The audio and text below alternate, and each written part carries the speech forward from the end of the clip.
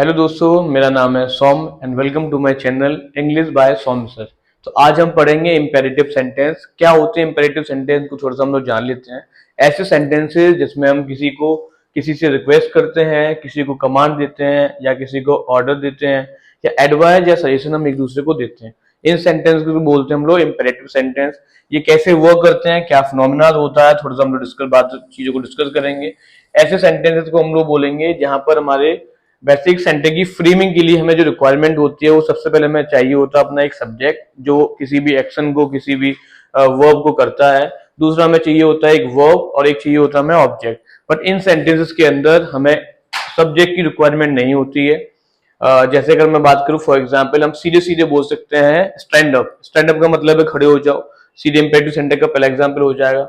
दूसरा हमारा सेंटेंस है डोंट टॉक। डोंट टॉक का मतलब है बातें मत करो, हमें सब्जेक्ट की रिक्वायरमेंट नहीं होगी। आगे हमारा सेंटेंस आ जाएगा कम टू मी, मेरे पास आओ।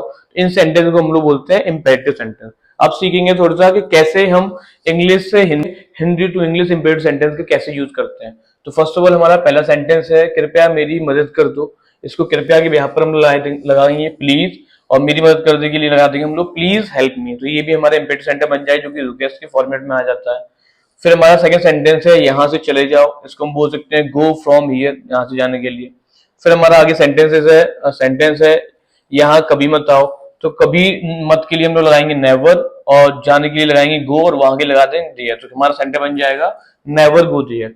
फिर आगे हमारा सेंटेंस है झूठ मत बोलो। तो मत बोलने के लिए हम लगाएंगे डू नॉट, और झूठ बोलने के बोल सकते हैं हम लोग टेल अ लाई। बहुत सिंपल सेंटेंसेस है ये हमारा। आगे हमारा सेंटेंस है अपना काम करो। सिंपली हमारा सेंटेंस हो जाएगा डू योर वर्क। फिर आगे हमारा सेंटेंस है कि हमें मत पीटो। तो मत के लिए हम लगा सकते हैं डू नॉट, और पीटने के लिए लगाएंगे बीट, और हम के लिए लगा देंगे अस। तो डू नॉट बीट अस। फिर हमारे आगे एक सेंटेंस हो जाएगा श्रीमान जी हमें पढ़ाओ या हमें पढ़ा दो। तो हम इस सेंटेंस को बोल सकते हैं श्रीमान जी के लिए लगा देंगे हम लोग सर।